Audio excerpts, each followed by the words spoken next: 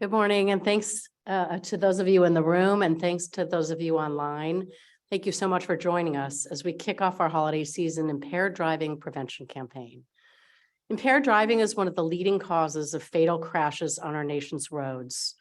It's responsible for more than 10,000 deaths every year, 10,000 lives lost. That's so many deaths, it sounds almost abstract. But those 10,000 people leave a gaping hole in their families and communities that can never be filled. Their absence will always be felt. And this holiday season, too many seats will be empty at the dinner table and too many hearts will be broken. You will hear from one of those mothers shortly. These crashes are particularly tragic because they are 100% preventable. There's no reason and no excuse to drive impaired by alcohol or other drugs. Driving while impaired, whether by alcohol or other drugs, legal or illegal, is against the law in all 50 states and the District of Columbia. I want to emphasize that even in states where marijuana laws have changed, it is still illegal to drive under the influence of the drug. And it's not only illicit drugs and legal marijuana that can impair you. Prescription and over-the-counter medications, like cold and allergy medications, can also make you unsafe to drive. The campaign we're kicking off today, which runs tomorrow through the first of the new year, reminds everyone of the dangers of impaired driving and the consequences if they choose to drive impaired by alcohol or other drugs. Our $13.2 million national paid media campaign includes 2 new TV ads that we'll preview for you today. One's in English and the other is in Spanish, because we want to spread this life-saving message as widely as possible. And I should add that we're spending $2.7 million more on this year's campaign than last winter's. Our campaign includes high visibility enforcement with officers working to keep impaired drivers off our roads. Once someone is chosen to drive drunk or high, they are a risk, not only to themselves, but to everyone on the road, people in other vehicles, on motorcycles, on bikes, or on foot. That decision puts everyone in danger. So stopping impaired drivers is vital to saving lives. NHTSA's partnership with law enforcement and the justice system are essential in this work. Today and every day, we thank our law enforcement officers for their dedication to protecting the traveling public from impaired drivers. And we further thank them for their partnership and prioritizing equity as a foundational element in all aspects of highway safety. In fact, safety and equity go hand in hand. Preventing impaired driving does not and cannot rest on the shoulders of law enforcement alone. It will take all of us working together and treating one another with respect and dignity to end the scourge of these entirely preventable deaths. There are several effective countermeasures that states and communities can implement to help prevent impaired driving and deaths. States can engage a broad array of stakeholders on the prevention side, including public health and medical professionals, schools and colleges, and employers. Ignition interlocks are effective in preventing drunk driving, and states can work to strengthen their programs to ensure that everyone who is required to install one follows through. The agency has initiated work to meet the bipartisan infrastructure laws requirement for rulemaking concerning advanced impaired driving prevention technology in vehicles. DWI courts can provide individual assessments and treatments addressing the underlying substance abuse disorders that so often exist in impaired driving cases. NHTSA is also working to expand our knowledge of alcohol and other drug prevalence and crashes so we can develop more effective countermeasures in education. Today, we're releasing a new study we conducted on alcohol and drug prevalence among serious or fatally injured road users. This study collected blood samples across several level 1 trauma centers and morgues from those admitted after motor vehicle crashes. While we included vehicle drivers, we also looked at motorcyclists, pedestrians, and cyclists too. Cannabinoids and alcohol were the most prevalent drugs found, followed by stimulants and opioids. Nearly 20% of the drivers tested had blood alcohol levels of 0.8 or more, exceeding the legal limit in every state and the District of Columbia. We are also concerned that nearly 20% of road users tested positive for 2 or more drugs, including alcohol. We call that polydrug use. The use of multiple substances at once could magnify the impairing effects of each drug. Joining us now is one of the doctors who helped with this study. Kavita Babu, MD, focuses her clinical and research energy on preventing overdose deaths. She is chief of the Division of Medical Toxicology at UMass Memorial Health and a professor of emergency medicine at UMass Chan Medical School. She was the principal investigator for our Worcester, Massachusetts Level 1 trauma hospital site. When we asked her about participating in this study, she immediately said yes with no hesitation, despite the complexity of her work. She was eager for her emergency department to work with NHTSA. Dr. Babu, thank you for your willingness to be part of this study and for helping us expand our understanding of the use of drugs and alcohol. I'd like to invite you to share a few words about what you've seen firsthand in terms of impaired driving and the patients who arrive at your hospital.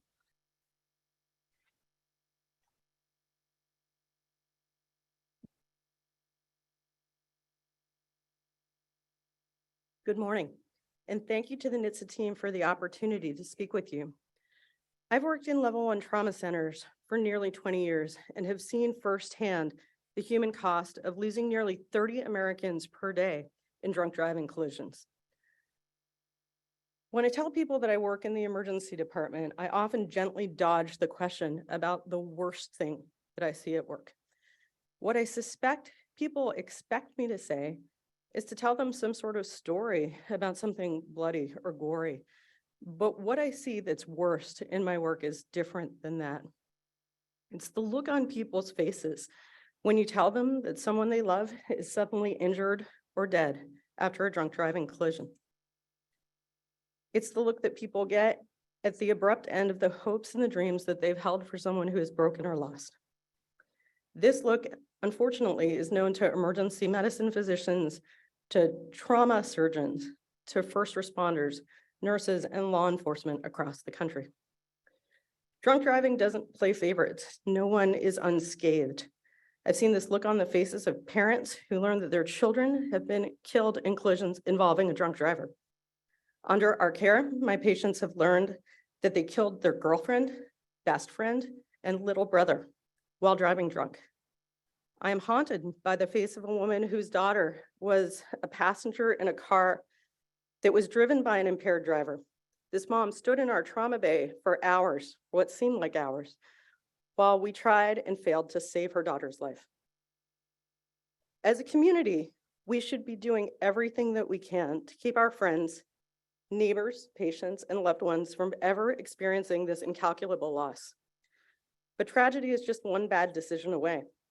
Alcohol impairs our ability to make good choices about driving, so planning a safe ride home has to start before your first drink. If you will be drinking this holiday season, please make plans for how you will get home safely. Better yet, leave your car at home. If someone you love will be drinking this holiday season, talk to them about how they plan to get safely home. As a doctor, a mom, and a driver, I'm asking you to make your plans for sober driving or safe rides now. On behalf of your local emergency doctors and all of us who will be caring for you during this holiday season, we want nothing more than to make sure that your holidays are safe and bright. Thank you.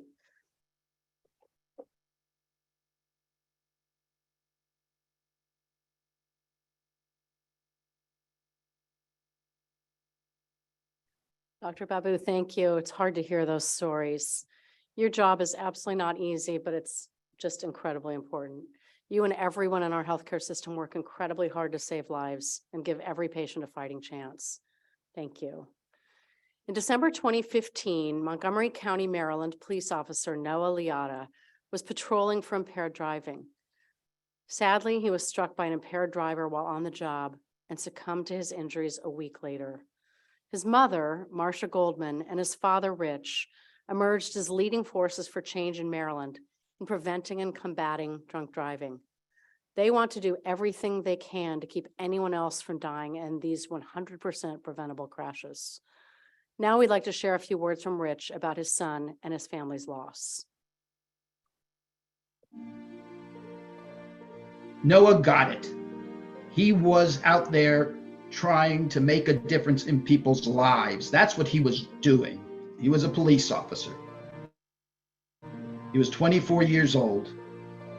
but he was wise beyond his years.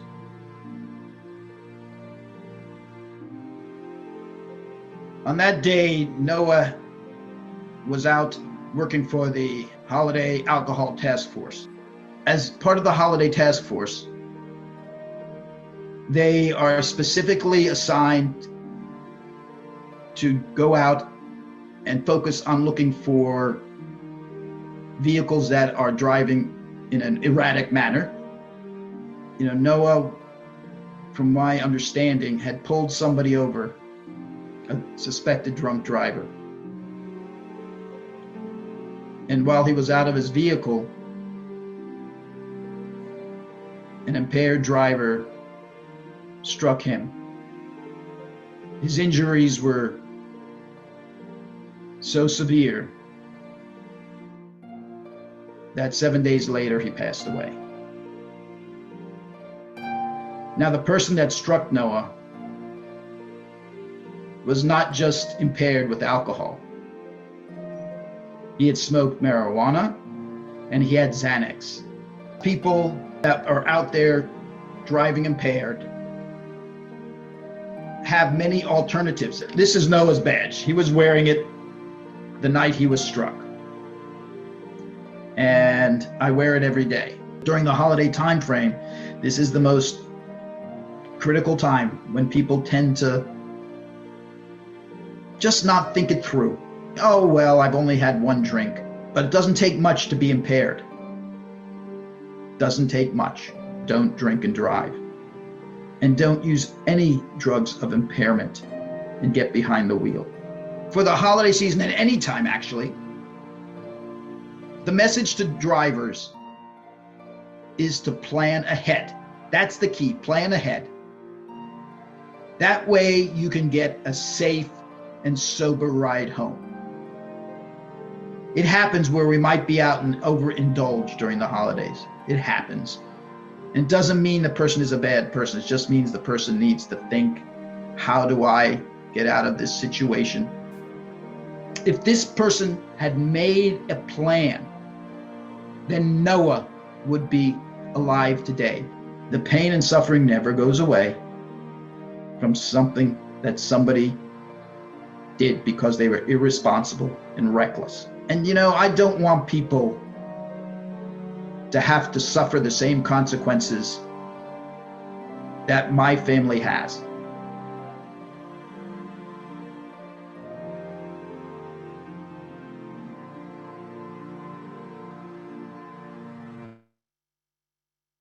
Thank you so much to Rick. I'm always so impressed at the families who have suffered incredible tragedy and then take that tragedy and turn it into advocacy and passion. Our next speaker fits that category. She has also experienced every parent's worst nightmare, and our hearts go out to her and her entire family. Vicki Brown became an unwitting part of the Mothers Against Drunk Driving community in 2004 when her then 12-year-old son, Darius Brown, she has a picture of him, and was so adorable, was killed by a drunk driver. She and her family were also seriously hurt in the crash. Vicki has turned her grief into energetic advocacy. As of 2021, Vicki has spoken to more than 2,400 drunk driving offenders and 2,000 high school students.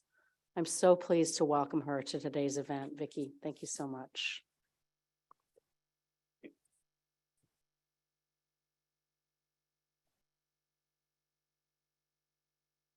Good morning. Again, my name is Victoria Brown. I'd like to thank NHTSA and the acting administrator, Carlson, for inviting me to speak here on behalf of MAD. My son's name is Darius Javon Brown, a name that took me almost 4 years to say after a drunk driver took my baby's life on May 30th, 2004. As a mother, it sounds crazy to not to be able to say your child's name, but that was me. I could not speak my son's name. I could not look at any of his pictures. It was just too hard for me to do. All my heart knew was I could never see my son in person again. I could never talk to him again.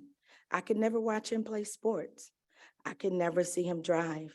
I could never hold him again. I could never see that big, beautiful, bright smile. All I have is a lot of I'll never. Because a drunk driver hit my family and I doing approximately 125 miles per hour, splitting our car in half. We did a couple of 360s, rolling over before ending in the upright position, killing Darius. A young man who loved people, loved to smile, loved making people smile. A young man who loved his baby sister. A young man who was well-mannered, polite, and respectful, and everyone who knew him, they loved him. Doing something as simple as coming home from the movies. Who would have thought it would be the last time I would go to the movies with my son? The last time I would talk to my son, the last time I would see my son, and to be left with nothing but I'll nevers. The impact of Darius's death is felt deeply among many. My daughter Aaliyah continues to live with survivor's guilt. 10 minutes before the crash, Darius switched places with Aaliyah, moving her from the window seat to the middle of the seat before putting her in a seatbelt to make sure that she was safe. Aaliyah knows that Darius saved her life and believed that she should have been sitting in the seat and not her brother. Because of the survivor's guilt Aaliyah lives with, she's never happy with her life accomplishments. She too lives with I'll nevers.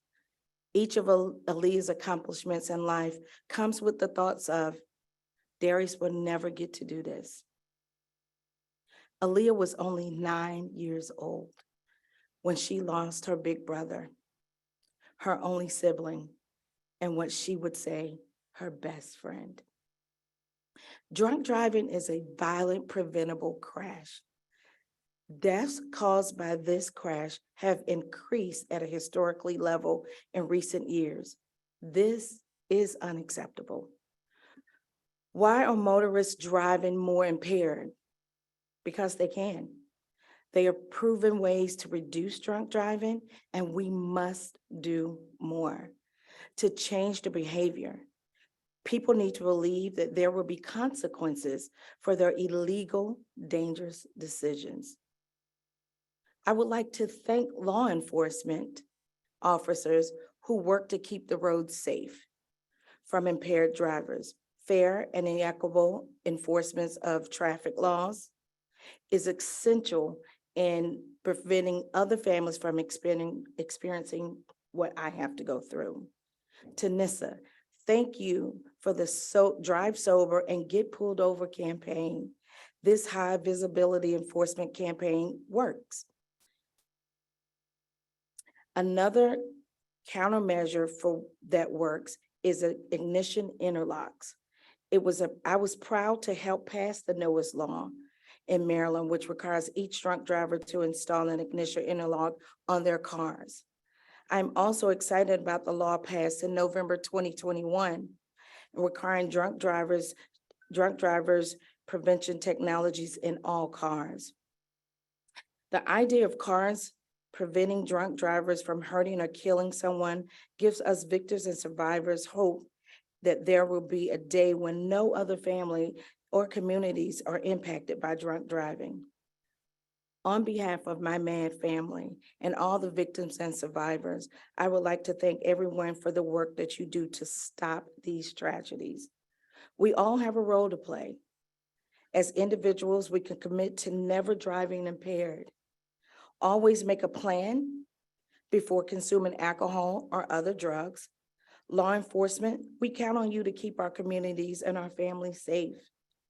And to policymakers and leaders, please ensure that safe roads are the top of your priority list. I thank you, and thank you everyone, and stay safe.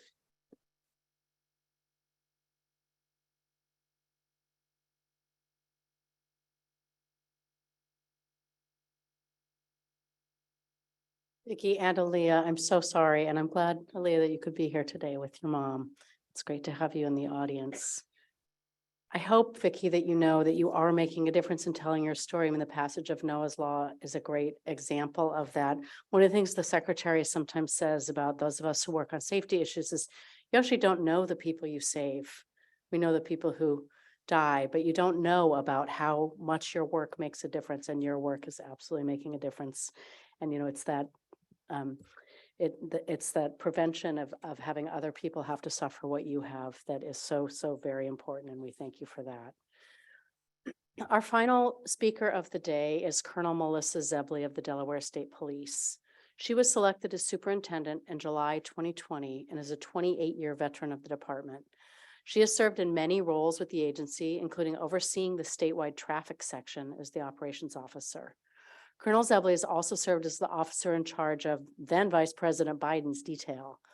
She serves on Delaware's Law Enforcement Accountability Task Force and is currently attending the 43rd session of the FBI's National Executive Institute. She is focused on ensuring that the Delaware State Police Force is diverse, both in race and gender. She's also established a victim service section, which ensures rights, equity, and access to services for those in need. Welcome, Colonel Zebley, and thanks so much for being here with us.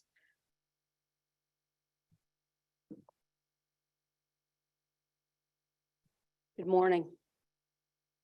It's an honor to be with all of you on behalf of the women and men of the Delaware State Police. I also welcome you to the holiday season Impaired Driving High Visibility Enforcement Kickoff. It's a privilege to join our partners in public safety and highway safety, Acting Administrator Carlson, Dr. Babu, and certainly Mrs. Brown, who shared her profound journey and the impact that impaired driving has had on her and her entire family. We all stand before you today to collectively demonstrate our commitment to the sacred mission of highway safety throughout our nation. Each of us care deeply about every individual, every family, and every community devastated by the tragedy of loss on our roadways. We came here to share our stories that are deeply personal, that inspire us to do this work, and are likely very similar to your own. Recognizing that Delaware is the second smallest state in our nation, I can speak with certainty that while our dedicated 700 troopers and 300 non-sworn members serve and protect 1 million residents, we too have experienced a significant increase in serious and fatal collisions over the course of the last several years. Our challenges are not unique to Delaware and are being thoughtfully addressed by law enforcement agencies across this country. To set the stage, a motor vehicle crash occurs every 23 minutes in Delaware. These potentially life-altering crashes occur on a 24-hour basis year-round. Someone loses their loved one to a senseless crash every 2.5 days. A person becomes injured every hour and 4 minutes. For some of those injured, the crash will prove to be truly life-changing, dramatically affecting the lives of themselves and their loved ones. I have witnessed troopers investigate fatal vehicle collisions, such as the one that occurred 2 weeks ago on our Delaware interstate system, which tragically took the life of a mother and her twin 14-year-old daughters.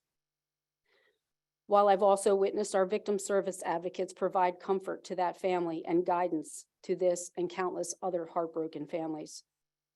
Although they can answer a loved one's questions about where and how a collision occurred, they can never fully address the devastating question of why. Our victim service advocates describe these notifications of sudden loss as the most unexpected knock on the door of that family. Victims advocates remain with families for what might be the only level of justice offered, which is a successful outcome if there is to be a day in court. We all know that we do not merely count the number of crashes as much as we consider the impact on families, friends, and a community of loved ones.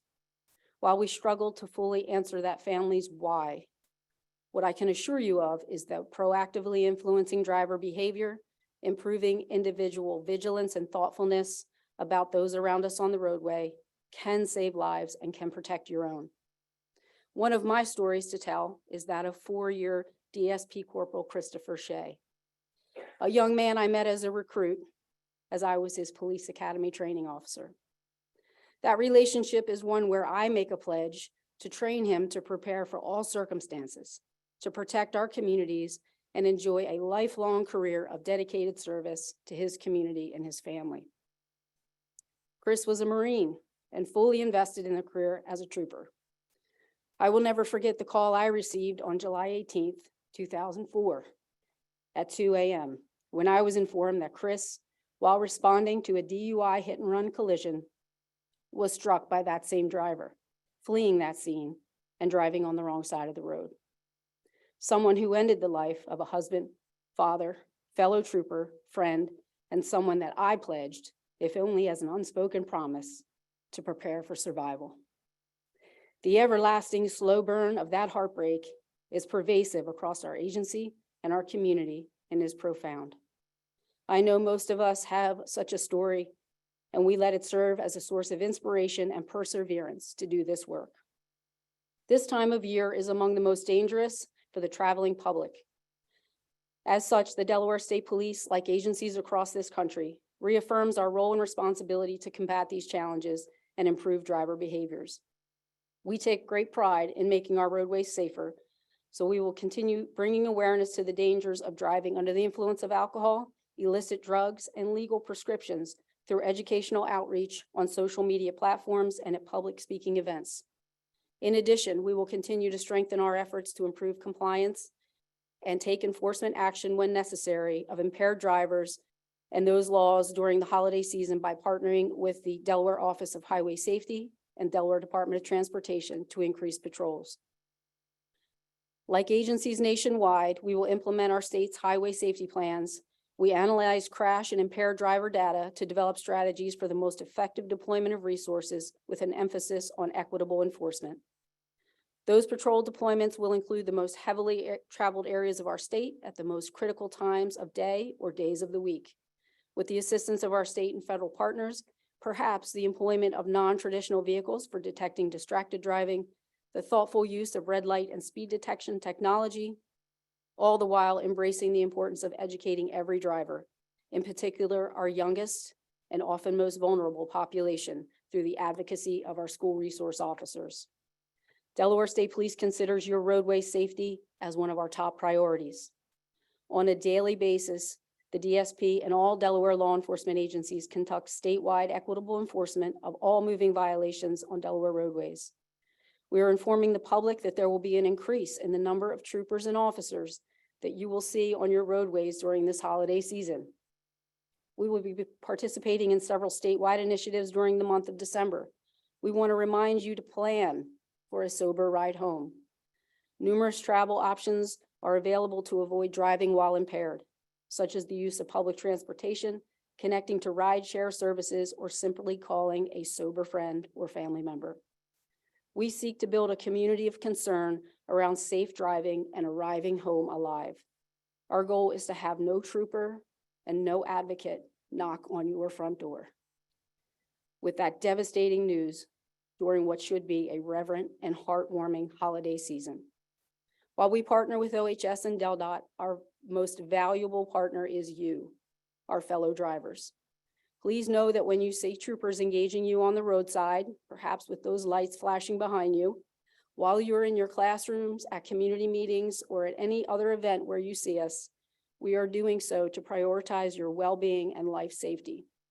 We all have a story to tell that is profoundly important. Continue to tell your story and fulfill your mission for the purpose of saving lives. Pledge with us to arrive alive. So please buckle up, drive sober, and slow down. From your colleagues in Delaware, we wish you all a safe and happy holiday season. Thank you.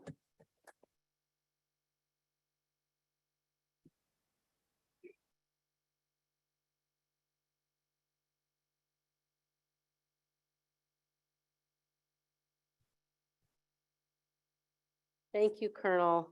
We really do appreciate your service and your profound words and your commitment to safety and equity. And now we want to share with you 2 new drug-impaired driving advertisements. You'll be seeing these throughout the holiday season on various platforms in both English and Spanish.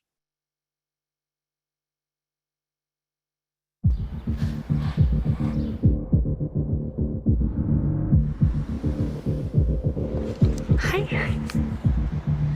I can tell. Hey, Hey, Mom. I can tell. What's up, Uncle? Good. I can tell. You've been driving high, haven't you? I can tell. And if you didn't know, driving high is a DUI.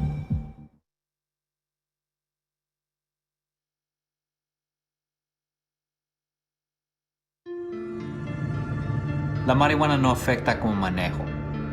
O sí afecta. No pensé que estaba bajo la influencia.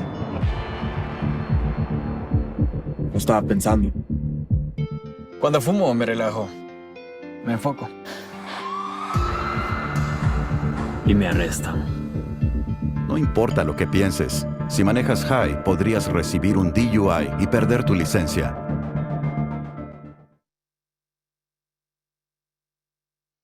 These are powerful ads that remind everyone that driving high can get you a DUI.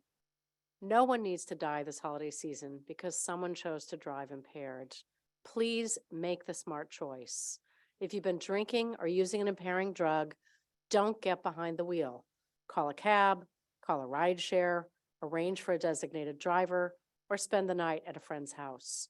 It isn't worth the risk because that risk could cost you everything. And remember, whenever you see a police car, ambulance, or other emergency vehicle with flashing lights on, slow down and move over. It's not only the right thing to do, it's the law. With that, we'll conclude today's news conference. Thanks again to all of our speakers for their time, and thank you to our audience for joining us today. For the members of the media in attendance, please email nitsamedia@dot.gov if you have any questions. Again, that's nitsamedia@dot.gov. Thank you so much and stay safe and happy holidays.